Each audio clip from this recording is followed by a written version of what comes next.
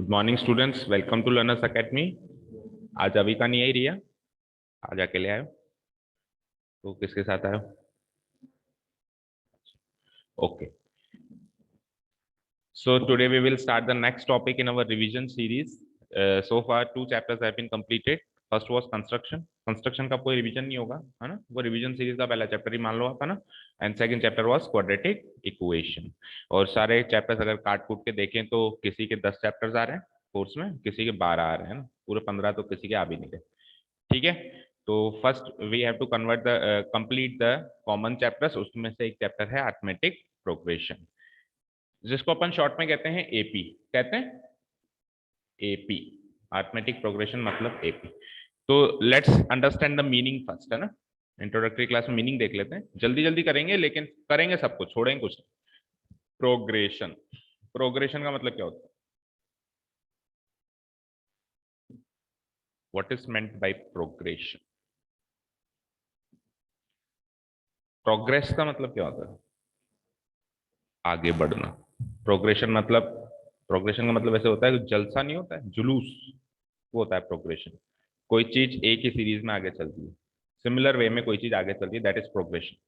ठीक है, और वो भी कैसा प्रोग्रेशन है? अरिथमेटिक है। अरिथमेटिक का मतलब होता है, अरिथमेटिक का मतलब होता है something has to be added and equal proportion has to be added, वो होता है अरिथमेटिक। वो क्या होता है? अरिथमेटिक। अब इस साल आप अरिथमेटिक प्रोग्रेशन पढ़ रहे हो, यानी कि जो आपकी सीरीज चलेगी, जो जलसा चलेगा, जो जुलूस चलेगा, वो समथिंग समथिंग ऐड होके चलेगा।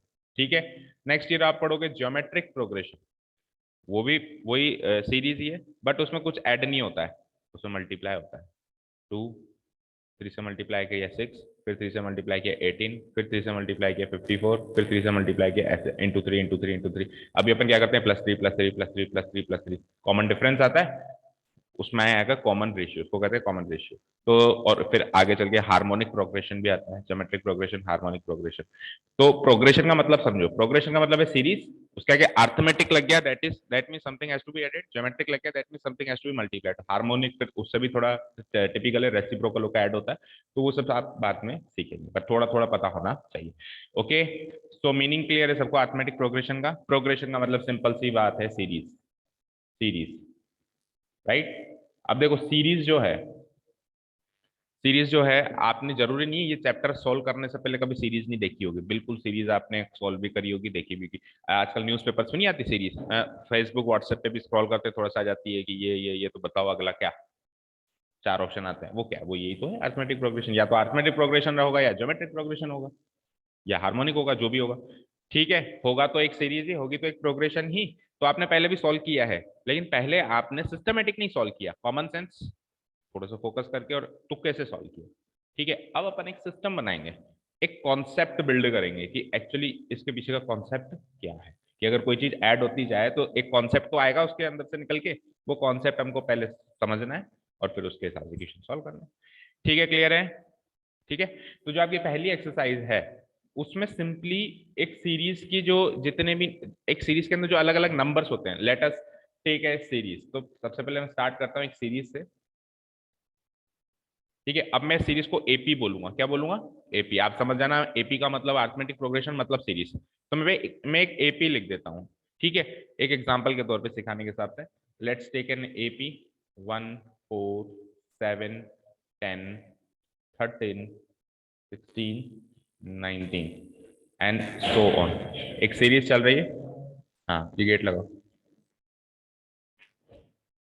1, 4, 7, 10, 13, 16, 19 एंड सो ऑन, एक सीरीज चल रही है। क्लियर? अब ये जो सीरीज चल रही है, यू कैन सी +3, +3, +3, +3, +3 एंड +3। जितने टर्म्स लिखे हुए हैं सब में +3 का गैप है। अच्छा, ये गैप जो है -3 का भी हो सकता है।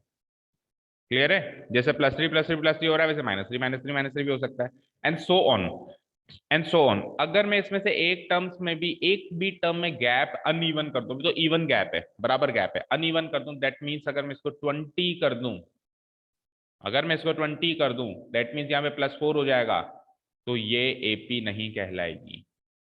एक भी टर्म में अगर गैप अनइवन हो गया तो वो एपी नहीं कहलाएगी। फिर ये एक सीरीज है, बट ये अर्थमेटिक सीरीज नहीं है, कोई और सीरीज होगी। और जरूर थोड़ा ना सारी सीरीज अर्थमेटिक सीरीज हो। समझ में आ गई बात? क्लियर है? कई बार क्या होता है कि आपसे पूछता है कि दी हुई सीरीज अर्थमेटिक सीरीज है या नहीं, अर्थमेटिक प्रोग्रेशन है या नहीं, एपी है या नहीं, बताओ। बच्चा क्या करता है, शुरू के 3-4 टर्म चेक करता है, यस सर है। बट हो सकता है ना उसने अनइवन गैप आखिरी में किया हो, वो शुरू में क्यों करेगा, बेवकूफ है वो। तो इतना सा काम क्यों करवाएगा आपसे, पूरा काम करवाएगा ना। तो अगर उसको अनइवन गैप करना है तो कहाँ करेगा, लास्ट के साइड करेगा।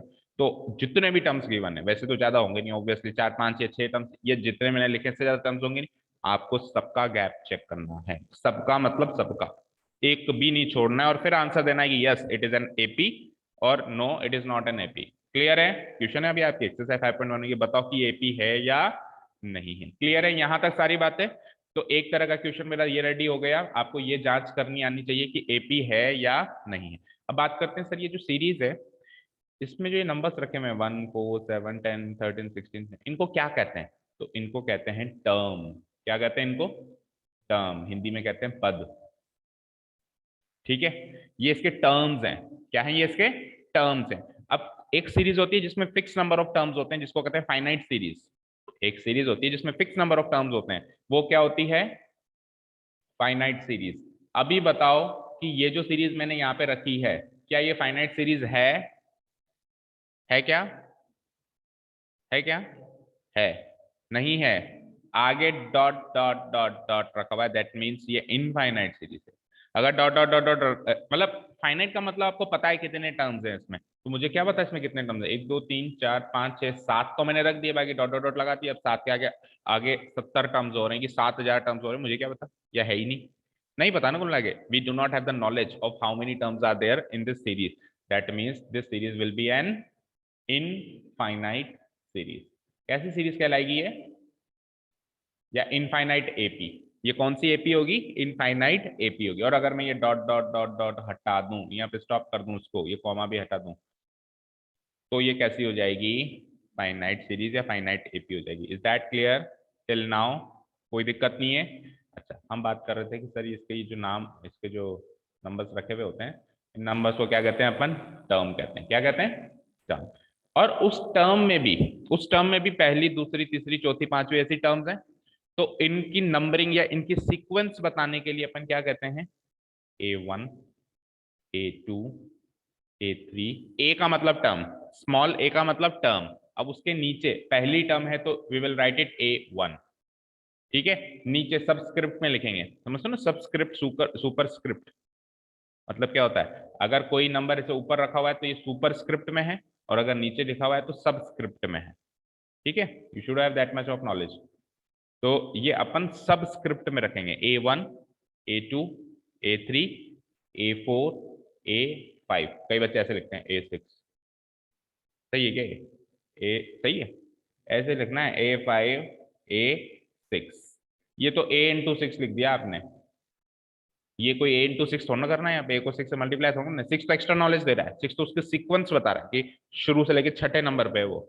A7 का मतलब शुरू से लेके उसका नंबर कौन सा है, कौन सी पोजीशन बता रहा है। एक तरीके से मैं कह सकता हूँ कि this is the position, this is the position, ये सीक्वेंस। ठीक है, तो इन जितने भी टर्म्स हैं उनको हम कैसे डिनोट कराएंगे, A1 A2 A3 A4 A5, इस तरीके से डिनोट करा सकते हैं, कोई दिक्कत नहीं है। ओके, अब दूसरी बात सुनो, जो इनके बीच का जो कॉमन या इवन गैप होता है, इवन गैप बराबर गैप होता है, इसको कहते हैं कॉमन डिफरेंस। सारी बातें आपको नोट्स में लिखने की जरूरत नहीं है, क्योंकि पहले बनाए हुए हैं आपने नोट्स, कहीं ना कहीं तो बनाए हुए होंगे।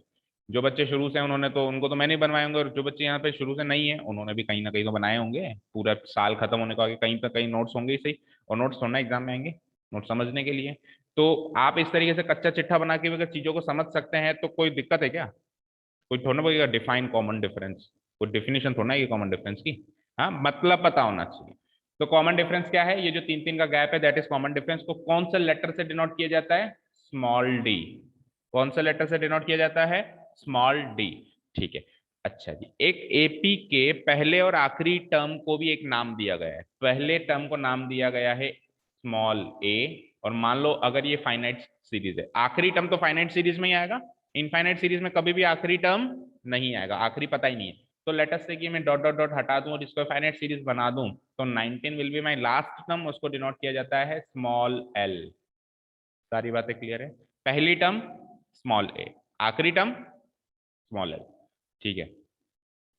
और common difference D, small D, ठीक है। और अगर अलग अलग टर्म्स को डिनोट किया जाए तो A1 A2 A3 A4। तो देखो पहली टर्म को अब दो नाम मिल गए, पहली टर्म को हमारे पास दो नाम है, इवन हर एक टर्म को दो नाम है भी बताता हूँ, है ना। यहां से इस वाली पिक्चर से क्लियर हो रहा होगा कि पहली टर्म को दो नाम है। पहली टर्म को आप ए भी कह सकते हो, सिंपली ए, सिंपली ए भी कह सकते हो, है ना। ए मतलब स्टार्टिंग पॉइंट, पहली टर्म। और उसको A1 भी कह सकते हो, कह सकते हो, कह सकते हो ना। इवन हर एक टर्म के दो दो नाम है। अब बताऊंगा कैसे। यहां तक क्लियर है? थोड़ा बहुत मैं क्लीन कर दूं बोर्ड को, सभी को क्लियर है? ठीक है। तो मैं बात कर रहा था कि हर एक टर्म के दो दो नाम है, वो कैसे, देखो देखो भाई से, हर एक टर्म के दो दो नाम कैसे हैं।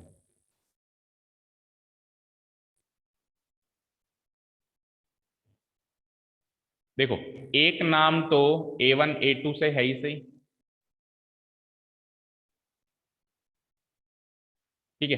एक नाम तो इनका A1 A2 A3 से है ही सही, जैसे ये A1, ये A2, A3, A4, A5, A6, A7।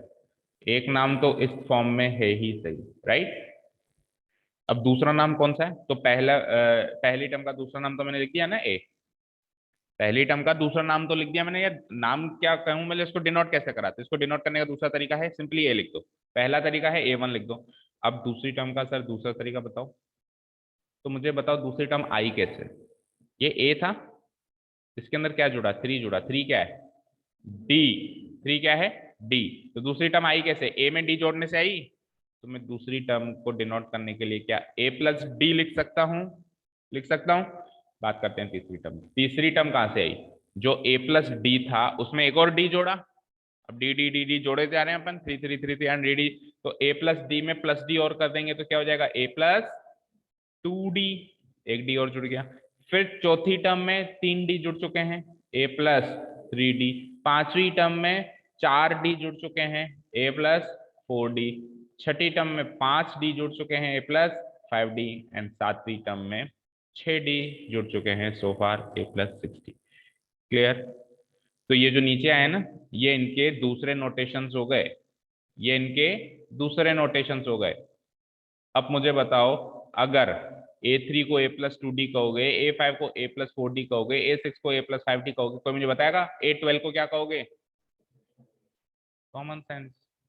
ए जो भी प्लस सीक्वेंस इलेवन है, डी जो भी सीक्वेंस है उससे एक कम D होता है, और A तो सब में ही है। मुझे बताओ A27 को क्या कहोगे?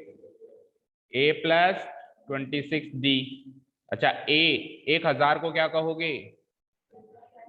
A+999D। ठीक है। A 1 लाख को क्या कहोगे? कर दो, A+99,999D। सिंपल। मैं 1 लाख तक क्यों गया, आपको ये बताने के लिए गया कि आप कहीं पर भी पहुंच सकते हो, आप कहीं पर भी पहुंच सकते हो। उससे पहले न्यूज़पेपर में या फेसबुक पे अपन आंसर्स देते थे, उसमें ज्यादा से ज्यादा अपन सातवीं आठवीं टर्म का आंसर दे सकते थे। But this way we can find any term, any term. 1 lakh छोड़ो, 1 करोड़ वाली टर्म निकाल सकता हूँ मैं। 1 करोड़ के बाद कौन सी टर्म, 1 करोड़वीं टर्म भी निकाल सकता हूँ। इस तरीके से निकाल सकता हूँ ना, एक कैलकुलेशन करनी पड़ेगी आपको मैथमेटिकली। समझ में आई बात? क्लियर है ना भाई? मैंने अभी 1 2 3 4 5 6 7 सातवीं टर्म पूछी, मैं कहूँ आठवीं टर्म आपका तो ये लो सर 22। मैं कहूँ नवीं टर्म ये लो सर 25। ज्यादा ज्यादा मैं 10वीं 20वीं टर्म पूछ लूंगा। 20वीं टर्म भी आप जल्दी जल्दी सर 2 मिनट रुको अभी निकालता हूँ, 20वीं टर्म भी निकाल लोगे। ऐसे चलते चलते चलते तो आप 20वीं टर्म भी निकाल लोगे, 50वीं भी निकाल लोगे, थोड़ी मेहनत करो। बट व्हाट अबाउट 5000वीं? तो ऐसे चलते चलते नहीं निकाल सकते 5000वीं टर्म, और निकाल रहे हो तो बड़े बेवकूफ हो, है ना। फिर क्या है, फिर ये लॉजिक है, सर आपने 5000 वाली टर्म पूछी है ना, मैं सीधा A+4999D निकालूंगा ना, जिसमें ए भी मुझे पता है और डी भी मुझे पता है। सिंपल कैलकुलेशन करके मैं बता सकता हूँ कि 5000वीं टर्म कौन सी होगी। What is 5000th term? ठीक है, क्लियर है यहां तक सबको? ऑनलाइन स्टूडेंट्स क्लियर है सभी को? बोलो बच्चों। Yes sir. Yes sir. तो पहली एक्सरसाइज हो चुकी है, आ जाओ एक्सरसाइज। यही पहली एक्सरसाइज है। आपको या तो एपी पहचाननी होगी पहली एक्सरसाइज में कि एपी है या नहीं है, एंड सेकंड थिंग आपको कुछ टर्म्स निकालनी होगी, राइट। बहुत इजी एक्सरसाइज है पहले ही। देखो इसमें वर्ड प्रॉब्लम्स से एक बार मैं बाद में आता हूँ, वर्ड प्रॉब्लम्स इसमें भी रहेंगी।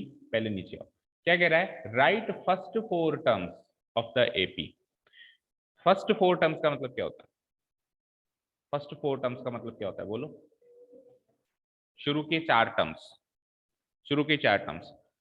अब ये फर्स्ट वर्ड आपको अक्सर लगा हुआ मिलेगा। जैसे जितनी टर्म्स, अगर वो नंबर दे रहा है जैसे 5 टर्म्स 10 टर्म्स 20 टर्म्स, तो वो फर्स्ट जरूर लगाता है, क्योंकि अगर ये ना लगाए तो क्वेश्चन ही इनवैलिड है। चार टर्म्स बताओ एपी की, तो अगला क्वेश्चन होगा सर कौन सी चार टर्म्स?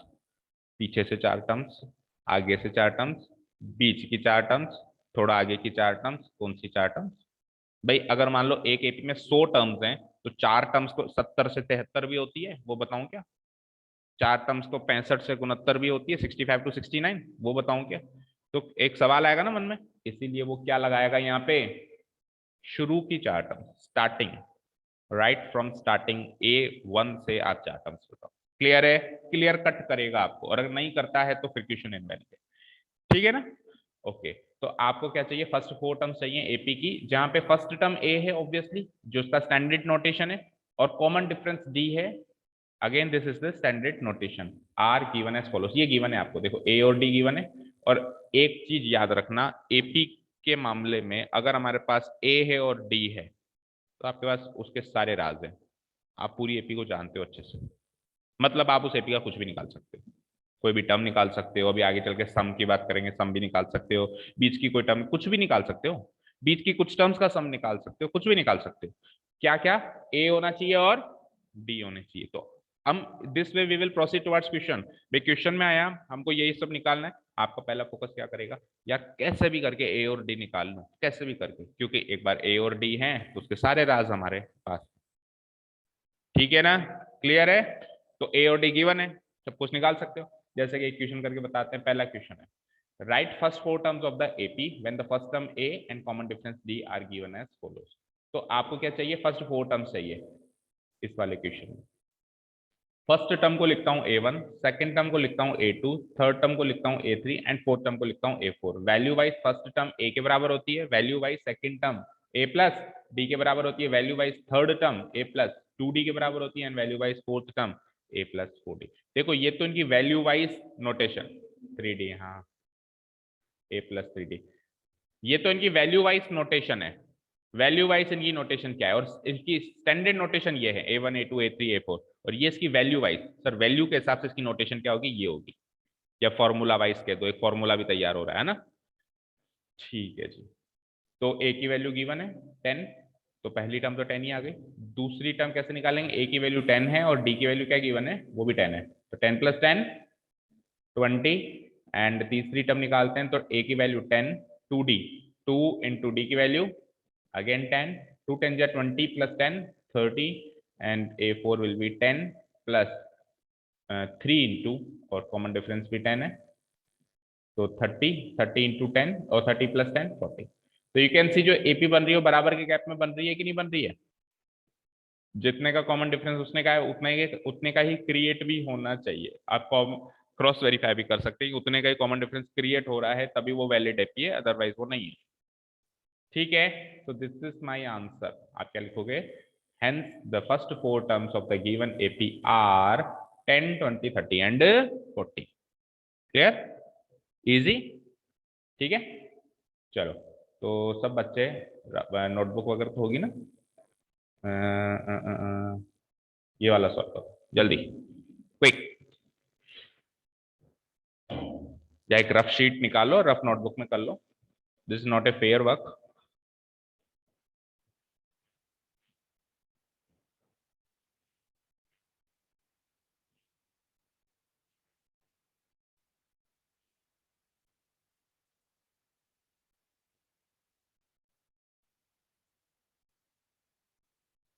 जिन बच्चों के जो चैप्टर्स वो बताते हैं ग्रुप में कि सर ये वाला चैप्टर पढ़ाओ, ये वाला चैप्टर पढ़ाओ, वो नहीं भी आ पा रहे हैं, जैसे मान लो कई बहुत सारे बच्चे कहते हैं 8 चैप्टर, तो 8 चैप्टर जैसे आज हम नहीं शुरू कर पाए तो पैनिक करने की जरूरत नहीं है, बहुत जल्दी हम वहां तक भी पहुंच जाएंगे। अभी आप देखो क्वाड्रेटिक इक्वेशन कितने दिन में खत्म किया, 4-5 दिन में हमने वो खत्म कर दिया। जब हमने पढ़ाई करना स्टार्ट किया था क्वाड्रेटिक इक्वेशन को, मुझे ध्यान है 15 से 20 दिन लगे थे ना, तो अभी थोड़ा इतना लगा। अपने को तो सारे चैप्टर्स ही करने। तो अगर आपका फेवरेट चैप्टर या जो चीज आप चाह रहे थे वो नहीं हुई तो आप थोड़ा सा वेट करो, आपके उस वाले चैप्टर तक भी हम बहुत जल्दी पहुंच जाएंगे। एग्जाम से पहले तो सारे चैप्टर्स करने ही है ना।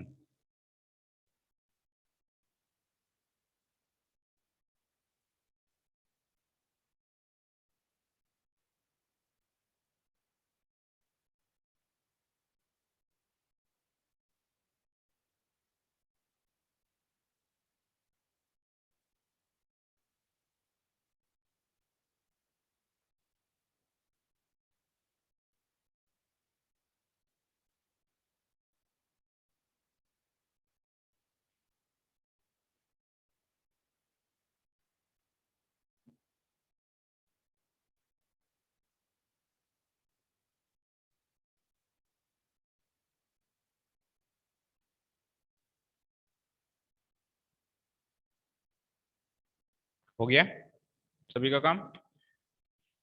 लेट्स सी, सब मैच करो अपना अपना। ऑनलाइन स्टूडेंट कर रहे हो कुछ कि रजाइयों में बैठे हो? Yes sir. कल से वीडियो ऑन करवाते हैं आप लोगों की। अभी का क्या हुआ, आज आए नहीं हम? No sir. Not feeling well? Yes sir.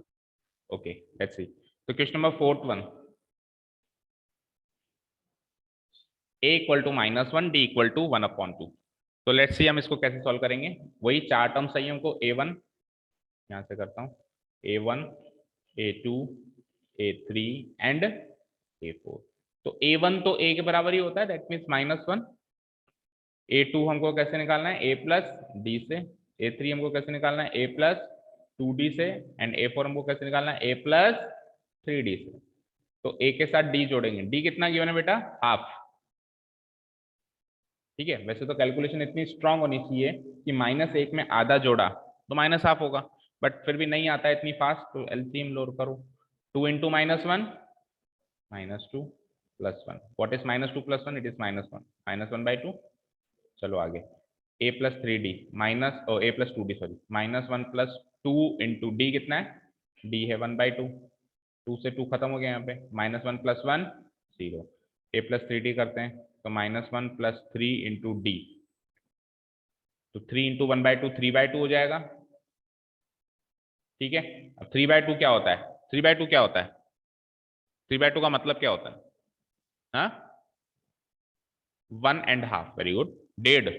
Simple याद रखा करो, सिंपल चीज है। 3/2 का मतलब 1.5। कोई बोले 5/2 2.5, 7/2 3.5, 9/2 4.5। तो इतनी फास्ट कैलकुलेशन होनी चाहिए कि 9/2 सुनते ही मन के अंदर आ जाए, कि दिमाग के अंदर आ जाए 4.5 है। अब देखो 1.5 में एक गया तो आधा बचेगा। क्या एलसीएम एलसीएम लेते हो 10th में वो? 1.5 के अंदर से माइनस करना है एक, 1.5 रुपया था 1 रुपया चला गया। ठीक है, अठन्नी बची, हाफ बचा, और नहीं तो एलसीएम ले लो, वही आएगा। ठीक है, क्लियर है? कोई भी इस पोजीशन पे आके एलसीएम लेके ना सॉल्व करके सीधे सॉल्व करेगा तो डोंट वरी, उसके मार्क्स कहीं नहीं जाएंगे, बिकॉज 10th है। ठीक है ना, 10th में वो ये नहीं चेक कर रहा है कि आपको एलसीएम लेना आता है क्या, 10th में वो चेक कर रहा है, वो इधर आ चुका है। अब कैलकुलेशन ऑब्वियसली करेक्ट होनी चाहिए। ठीक है, क्लियर है? तो आपके first 4 terms are -1, second term -1/2, third term 0, fourth term half. Clear है? सब लोग चेक करो अपना अपना आंसर। यस, सही किया है रिया, सृष्टि? ओके।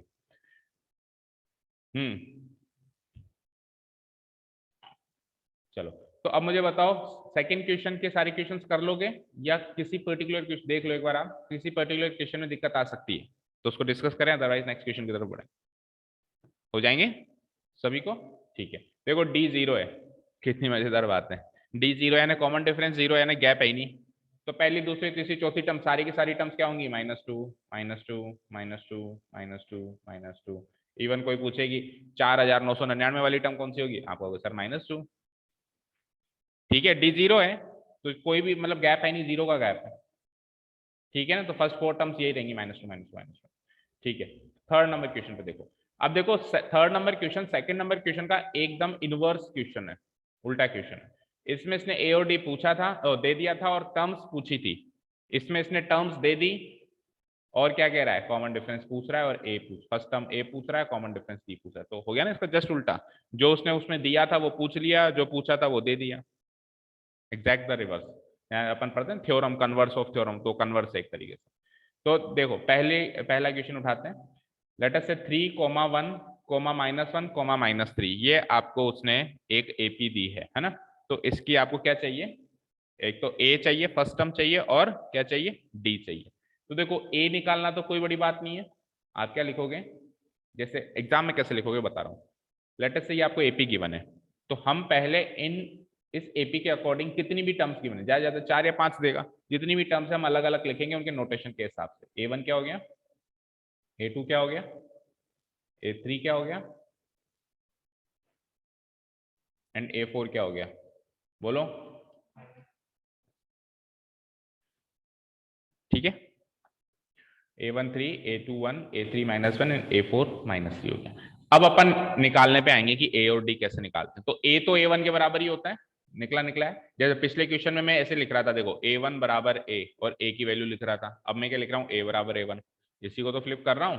अक्सर जो चीज चाहिए होती है वो LHS में लिखते हैं, जो गिवन होती है RHS में लिखते हैं, ऐसे ही तो करते हो। तो अभी पिछले क्वेश्चन में A1 चाहिए था, A गिवन था, अभी A चाहिए और A1 गिवन है। तो जो आपको चाहिए A, वो A1 के अकॉर्डिंग इक्वल है। A1 कितना है मेरा 3, तो फर्स्ट टर्म तो हो गई 3, पहला आंसर क्लियर है। अब D, तो D कैसे निकालोगे बोलना जरा, A2 -A1 कर दें, होगा इससे आंसर, आंसर तो होगा, बट एग्जाम में इतना ही करना है क्या, A2 -A1, जितने भी टर्म्स गिवन है हर एक टर्म के अकॉर्डिंग D निकालना है। This is the proper way. D की वैल्यू मैं A2 -A1 से भी निकालूंगा, और A3 -A2 से भी निकालूंगा, और A4 -A3 से भी निकालूंगा। सबसे सेम आ रही है तो वो D है, सबसे सेम नहीं आ रही है तो वो D ही नहीं है, और ये सीरीज AP नहीं है। ठीक है, उसने क्वेश्चन में कहीं लिखा है कि AP है, अच्छा लिखा है, लिखा है तो फिर तो इसमें कोई दिक्कत नहीं है, बट क्रॉस वेरीफाई करेंगे हम तो, क्वेश्चन इनवैलिड भी तो हो सकता है ना। ठीक है, तो A2 -A1 1 -3, और A3 -A2, A3 क्या है -1 माइनस, और A2 क्या है, A2 अगेन 1 है, तो ये -1 हो जाएगा, दो बार -1, और A4 -A3, A4 क्या है -3 माइनस, और फिर माइनस, बस यहाँ पे प्लस माइनस साइन का थोड़ा ध्यान रखना आप। ठीक है, इसको सॉल्व करेंगे तो बोलो 1 -3 कितना होता है, इधर लिखता हूँ, 1 -3 कितना होगा, -2। और सेकेंड टाइप में मैंने सॉल्व किया तो -1 भी कितना होता है, -2। और थर्ड केस में मैंने सॉल्व किया तो -3 माइनस माइनस प्लस हो गया, तो -3 + 1 -2। तो तीनों केसेस में -2 -2 आ रहा है, हेंस कॉमन डिफरेंस इज -2। तो इस तरीके से सॉल्व होगा, हो जाएगा बताओ। चलो तो इसका भी एक क्वेश्चन कर दो फटाफट, ये वाला करो, करो करो प्रॉपर वे में, जो तरीका भी बताया मैंने।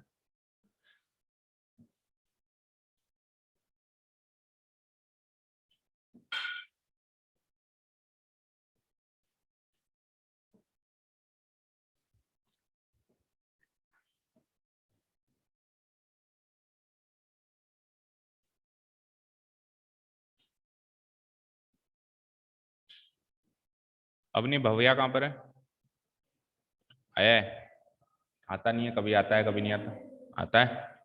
भाई का थोड़ा ख्याल रखा करो, शादियां ज्यादा घूमता है वो। तो उसके घर में कोई शादी होती होगी तो आपके घर में भी तो होती होगी, तो आप तो आते हो क्लास में, वो कहता है मैं शादियां घूम रहा हूँ, आपको नहीं बुलाते आपके घर की शादी में। हाँ तो वही बात है ना, जब आप 2 दिन नहीं आए थे, आप भी 10th में, तो उसको भी 2 ही दिन नहीं आना चाहिए ना। इवन उसको तो एक ही दिन नहीं आना चाहिए, क्योंकि उसकी हालत आपसे खराब है। वो 4-5 दिन क्यों गया, उसको ज्यादा इनविटेशन था और आपको थोड़ा कम था क्या, तो उसको समझाओ थोड़ा, उसको थोड़ा समझाओ। अब तो क्या एग्जाम आ ही गए।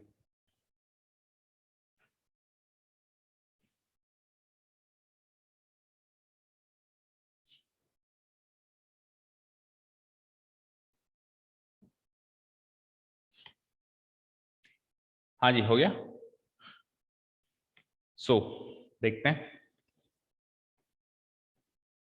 इन दिस केस A1 क्या है गिवन 1/3, A2 क्या है 5/3, A3 क्या है 9/3 एंड A4 क्या है 13/3। ये तो हो गए गिवन पॉइंट्स, ठीक है। अब A इक्वल टू A1 के बराबर ही होता है, तो यानी कि 1/3 आंसर। कॉमन डिफरेंस कैसे निकालते हैं, A2 माइनस A1 और A3 माइनस A2, और चिंता मत करो ज्यादा मेहनत नहीं कराएगा, तीन ही केस 4 ही टर्म्स देता है अक्सर वो, है ना, तो उतनी तो कर लेना। A2 माइनस A1 5/3 माइनस 1/3 और 9/3 माइनस 5/3 और 13/3 माइनस व्हाट 9/3। अब कुछ स्मार्ट बच्चे इसको 3 लिख देंगे, फिर उस 3 को वापस 9/3 लिखेंगे यहाँ पे तो क्या फायदा भाई, 3 एलसीएम तो लेना ही है, तो उसको समथिंग डिवाइडेड बाई 3 की फॉर्म में तो वैसे भी लिखना ही है, तो ऐसी फॉर्म में छोड़ दो, है ना। ये अजम्पशन क्वेश्चन देख के हो जाती है भाई किसको कैसे लिखना है। तो 3 एलसीएम हो गया तो 5 माइनस 1 4/3, और फिर 9 माइनस 5 अगेन 4/3, और फिर 13 माइनस 9 4/3, आंसर सेम आ ही रहा है। तो कोई डाउट किसी को भी, नो, ठीक है। तो ये आपका यहाँ पे सेकंड पार्ट खत्म होता है। पहला पार्ट था कि टर्म्स निकालना, दूसरा पार्ट था टर्म्स दे दी गई हो तो फर्स्ट टर्म और कॉमन डिफरेंस निकालना। याद रखना एपी के पास जिंदगी भर का कमाया हुआ 2 ही चीजें होती हैं, एक होती है उसकी फर्स्ट टर्म और एक होती है उसकी कॉमन डिफरेंस। ये कमाया उसने जिंदगी में, वो उसका पता है तो उसका सब कुछ पता है, ठीक है। तो सबसे पहले उसको पता करने की कोशिश करो। Which of the following are APs, आगे वही क्वेश्चन, आपको चेक करना है कि कौन सी एपी है या कौन सी एपी नहीं है। कैसे चेक करोगे कि एपी है या नहीं है, only the common difference is the key. जितने भी टर्म्स गिवन है हर तरह से कॉमन डिफरेंस निकालो। If it is same then it is AP, if it is not same, last term में भी अगर डिफरेंट है तो ऐसे नहीं कि सर 4 बार तो सेम है ना, आखिरी को छोड़ दो। क्यों छोड़ दो, एक मछली पूरे तालाब को गंदा करेगी, पूरी टर्म पूरी सीरीज को वो नॉट एन एपी घोषित कर देगी अगर आखिरी में भी कॉमन डिफरेंस अनइवन है तो, ठीक है। ओके, तो लेट्स सी फर्स्ट वाला एपी है या नहीं है। मैं एक क्वेश्चन का तरीका बता देता हूं, फिर बाकियों को जल्दी जल्दी देखते हैं। तो कौन सा देखें, चलो फर्स्ट वाला देख लेते हैं। तो फर्स्ट क्वेश्चन में देखो तरीका क्या होगा, हम इस तरीके से करेंगे, करीब करीब पिछले क्वेश्चन की तरह ही करेंगे। A1 क्या है 2, A2 क्या है 4, A3 क्या है 8 एंड A4 क्या है 16, और आगे की टर्म्स गिवन नहीं है, इनफाइनाइट सीरीज है, डॉट डॉट डॉट लगा हुआ। ओके, तो फर्स्ट टर्म तो क्या हो जाएगा मेरा 2, ठीक है। डी कैसे निकालते हैं, अगर 4 टर्म्स गिवन है तो 3 तरह से डी निकल सकता है, 5 टर्म्स गिवन है तो 4 तरह से निकल सकता है। तो यहाँ पे 4 टर्म्स गिवन है तो कितने तरीके से निकल सकता है, 3 टर्म्स से, A2 माइनस A1 और A3 माइनस A2 और A4 माइनस A3। अच्छा देखो, इसका एक ही फॉर्मूला बनाना चाहिए। कोई कहेगा सर मैं डी का ये वाला फॉर्मूला याद रखूंगा, कोई कहेगा नहीं सर मैं तो ये वाला रखूंगा, कोई कहेगा मैं तो ये वाला रखूंगा। तो डी निकालने का एक ही फॉर्मूला बनाया जाए तो वो फॉर्मूला है an माइनस an माइनस 1। यहाँ पे आपने जो भी n की वैल्यू ली है उससे एक कम वैल्यू यहाँ ले लो, ठीक है। लेट्स से आपने n की वैल्यू 3 ली है तो 3 माइनस 1 ऑटोमेटिकली 2 हो जाएगा। तो जिसने A3 माइनस A2 याद किया था उसका फॉर्मूला भी सेटिस्फाई हो गया। मान लो किसी ने A5 माइनस A4 याद किया था तो n की वैल्यू 5 ले लो तो वहां 4 हो गया। तो ये फॉर्मूला याद करो, तो this is the general formula for all these formulas, ठीक है ना।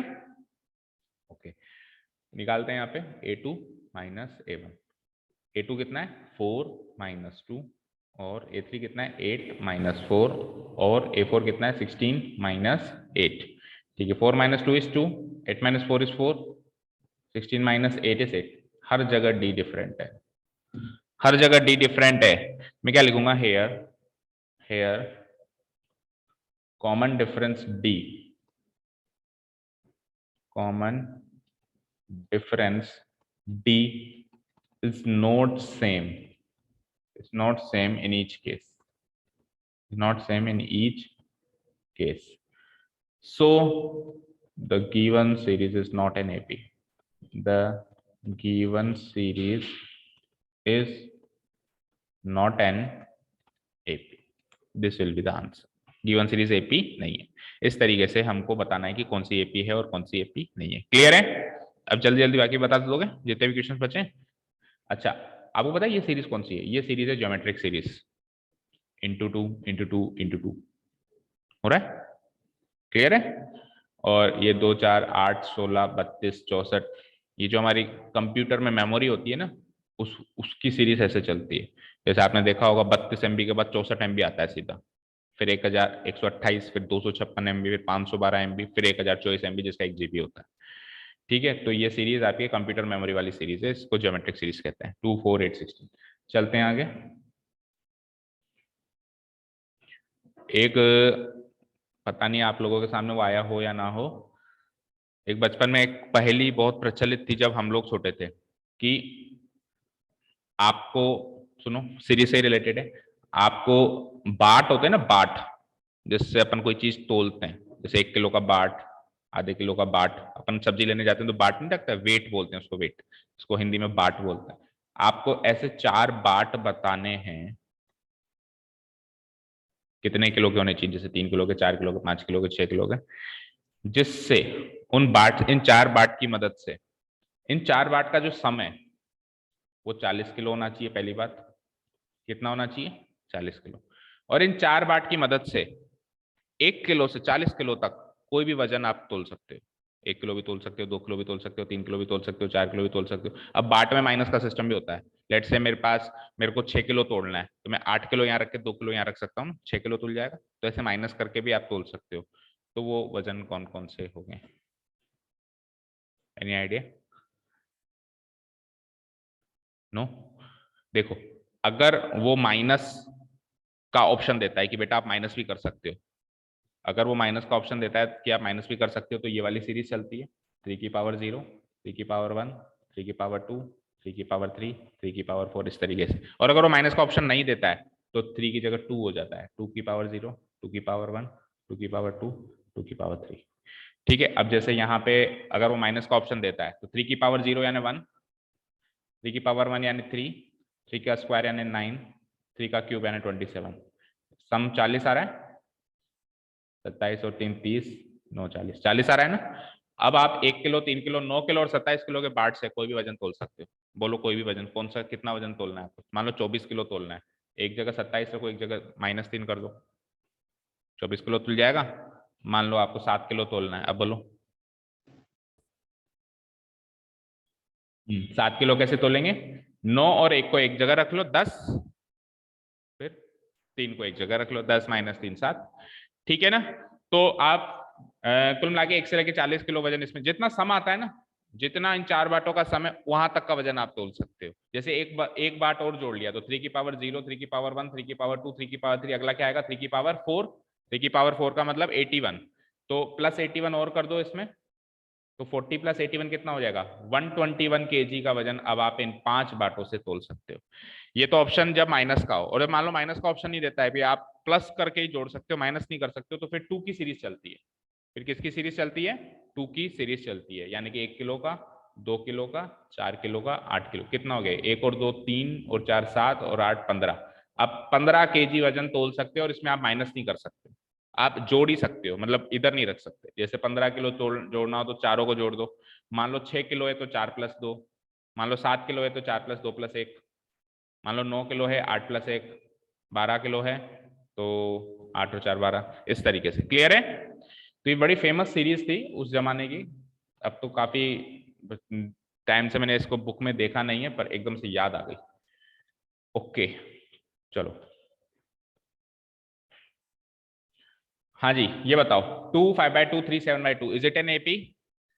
2 से 5, 5/2 का मतलब क्या होता है? अभी अभी बताया था, ढाई। ढाई, 5/2 का मतलब ढाई, और 7/2 का मतलब 3.5।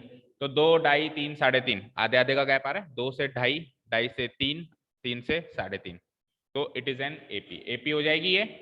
ठीक है, ये बोलो। अब नेगेटिव में थोड़ी सी प्रॉब्लम आती है। आप देखो -1.2 से -3.2 तक आने के लिए, आप देखो ये कम नेगेटिव है, ये ज्यादा नेगेटिव है, ये उससे ज्यादा नेगेटिव है, उससे ज्यादा नेगेटिव है। तो जब चीज नेगेटिव, सीरीज नेगेटिव में जा रही है, that means common difference negative है। दैट मीन्स कॉमन डिफरेंस क्या है मेरा? नेगेटिव है। देखो भाई, देखो, बोलो A1 क्या है? माइनस का 1.2, A2 क्या है माइनस का 3.2, A3 क्या है माइनस का 5.2 एंड A4 क्या है माइनस का 7.2। फाइन। तो कॉमन डिफरेंस आप चेक करोगे कॉमन डिफरेंस से, तो सपोज करो A2 माइनस A1 किया और A3 माइनस A2 किया और A4 माइनस A3 किया, तो A2 माइनस A1 कर दो, तो देखो A2 की वैल्यू है -3.2, फिर ये माइनस फॉर्मूला में है, फिर A1 की वैल्यू लिखनी है -1.2, तो माइनस माइनस प्लस हो जाएगा, है ना। सिमिलरली यहाँ बताओ A3 क्या होगा -5.2 माइनस, और फिर A2 की वैल्यू भी अगेन माइनस में है -3.2, और लास्ट केस में A4 क्या है -7.2 माइनस एंड A3 की वैल्यू अगेन माइनस का 5.2, तो माइनस माइनस प्लस, तो -3.2 में प्लस 1.2 किया, तो डिफरेंस कितना हो गया 2 का -2, अगेन -5.2 में प्लस 3.2 किया अगेन -2, और -7.2 में ये भी माइनस माइनस प्लस हो जाएगा, प्लस 5.2 किया तो अगेन -2, तो दो दो कम हो रहा है, -2 कॉमन डिफरेंस आया, दैट मीन सीरीज में दो दो कम किए जा रहे हैं हम आगे बढ़ने के लिए, तो इट इज एन एपी, क्योंकि कॉमन डिफरेंस सेम आया है सारे केसेस में।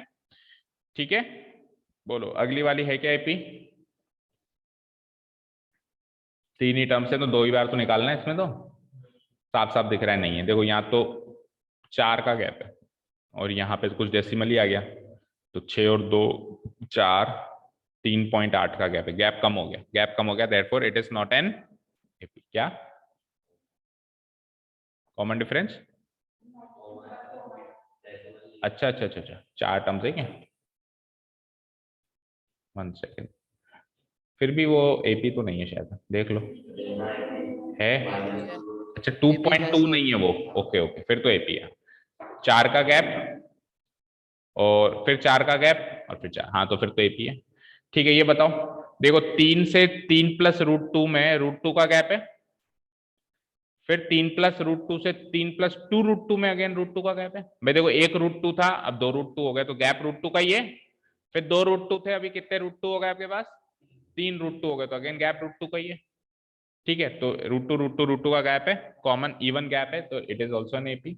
ये तो हरगिज नहीं है, देखो ये हार्मोनिक सीरीज है, 0.2 0.22, अब 0.2 से 0.22 पे जाओगे तो कितने का गैप माइनस करो, कितने का गैप हो जाएगा? 0.02 का गैप हो जाएगा।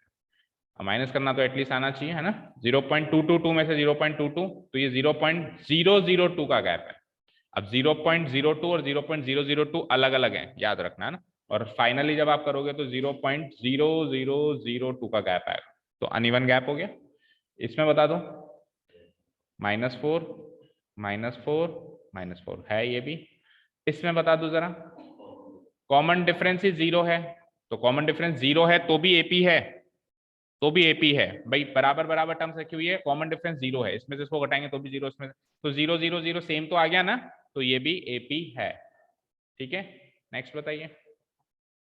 13927 ज्योमेट्रिक सीरीज आ गई, तो 2 का गैप क्योंकि 3 3 से मल्टीप्लाई हो रहा है, 7 का गैप और 18 का गैप, तो ये गैप अनइवन हो गया, it is not an AP. A 2A 3A 4A, ए से 2A पे आ गए तो एक ए बढ़ाया होगा, फिर 2A से 3A में आ गए, वापस एक ए बढ़ाया होगा, 3A से 4A में आ गए, एक ए बढ़ाया होगा, a common difference is same, it is an AP. अब ये वापस ज्योमेट्रिक सीरीज आ गई, ए यहाँ पे ए से मल्टीप्लाई करवा रहे हैं ना, हमको तो ऐड करना था, ए और ए स्क्वायर में जो गैप होगा वो क्या होगा? ए स्क्वायर माइनस ए का गैप होगा, फिर ए क्यूब, ए स्क्वायर और ए क्यूब में क्या गैप होगा? A cube minus A square का गैप होगा, और इसमें क्या गैप होगा? A to the power 4 minus A cube. तो सबको अगर सॉल्व करें तो ए तो कॉमन आ सकता है, नहीं यहाँ पे ए कॉमन आ रहा है, यहाँ पे ए स्क्वायर कॉमन आ रहा है, सेम चीज कॉमन नहीं आ रही, और यहाँ पे ए क्यूब कॉमन आ रहा है, तो हर एक कॉमन डिफरेंस में एक एक फैक्टर तो सेम आ रहा है, ए -1 ए माइनस, लेकिन एक एक फैक्टर डिफरेंट आ रहा है, तो डिफरेंट ही होता है, थोड़ा सा भी डिफरेंट तो डिफरेंट ही है, therefore it is not an AP. ये बड़ा तगड़ा है, ये बताओ। अब कई बच्चे ऐसे देखते हैं, 2 और 8 सर 6, 8 18 10, 18 32 14, नहीं है सर, ठीक है, बट ऐसे देखना है क्या? नहीं देखना है, कैसे देखना है फिर?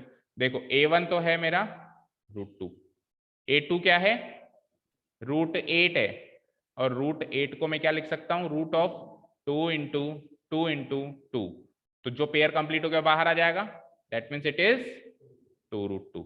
a3 को क्या लिख सकते हैं, √18। √18 को फैक्टराइज करेंगे तो इट विल बी 2 × 3 × 3, 2 3 जा 6, 6 3 जा 18। अब 3 का पेयर कंप्लीट हो रहा है, so it is 3√2। And a4 को लिखूंगा √32। √32 को लिखने के लिए 5 बार 2 लिखूंगा,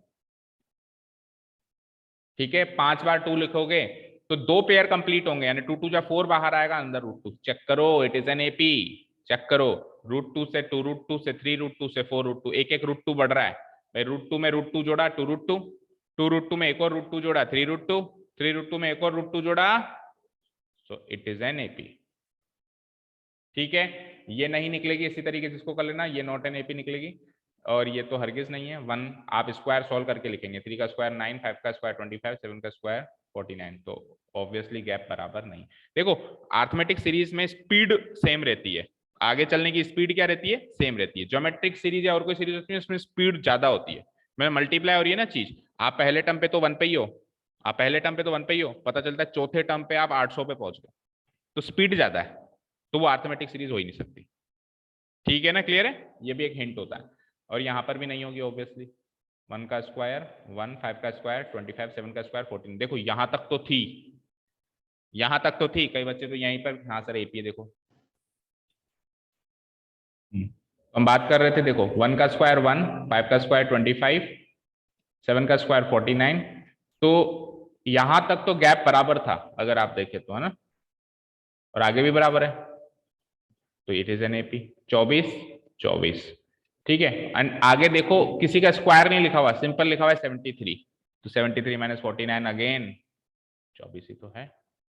तो कई बार हम अजम्पशन ऐसे बना लेते हैं कि सर स्क्वायर स्क्वायर स्क्वायर हो रहा है, स्क्वायर वाले तो एपी होते ही नहीं है ना।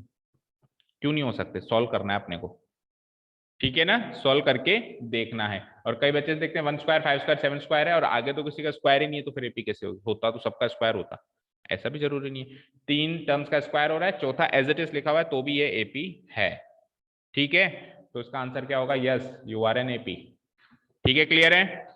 तो आज के लिए फिर इतना काफी है। आज की क्लास में हमने एपी को इंट्रोड्यूस किया, उसके की फैक्टर्स देखे, उसमें क्या क्या टर्मिनोलॉजी होती है वो देखी, इसके वर्ड प्रॉब्लम्स पेंडिंग है। एक बार हम सारी एक्सरसाइजेस को कॉन्सेप्ट वाइज देख लेते हैं, फिर वर्ड प्रॉब्लम्स एक साथ देख लेंगे, ठीक है ना। तो देखेंगे, नहीं तो वर्ड प्रॉब्लम्स देख लेना कल, कोई दिक्कत नहीं। कल वर्ड प्रॉब्लम्स देख के फिर मैं ये nth टर्म वाला जो कॉन्सेप्ट है, ये एक्चुअली आपने सीख लिया, इसी को अब थोड़ा कॉन्सेप्चुअलाइज करना है बस, है ना, वो कल करेंगे। ठीक है, आज के लिए काफी है। Thank you so much for listening to us, have a nice day, keep learning and bye.